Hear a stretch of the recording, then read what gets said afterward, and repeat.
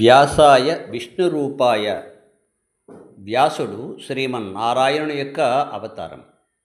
సర్వమానవాళికి గురువు వ్యాసుడే. అంధకారాన్ని తొలగించేది వేదం. అలాంటి వేదాన్ని అనేక విధములుగా లోకానికి అందించినటువంటి గురువు వ్యాస మహర్షి. కనుక సమాజానికి అంతటికీ కూడా, మానవాళికి అంతటికీ కూడా గురువు వ్యాసుడే. వ్యాసుని యొక్క, గురువు యొక్క అనుగ్రహం ఉంటేనే భగవద్ అనుగ్రహం లభిస్తుంది. వ్యాసుడు నారాయణుడే కనుక వ్యాసుని అనుగ్రహం ఉంటేనే భగవద్ అనుగ్రహం లభిస్తుంది. వేదము కూడా మనని అంగీకరిస్తుంది. కనుక మనం వైదికులం అనిపించుకోవాలి అంటే, భారతీయులం అనిపించుకోవాలంటే వ్యాసుడిని పూజించాలి. అదే మన సనాతన ధర్మం. గురు పూర్ణిమ నాడైనా కనీసం వ్యాసుడినే పూజించాలి.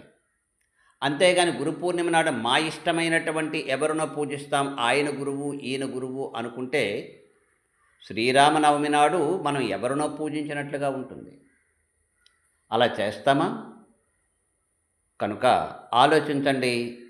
వ్యాస పూర్ణిమ నాడు వ్యాసుడినే పూజించాలి.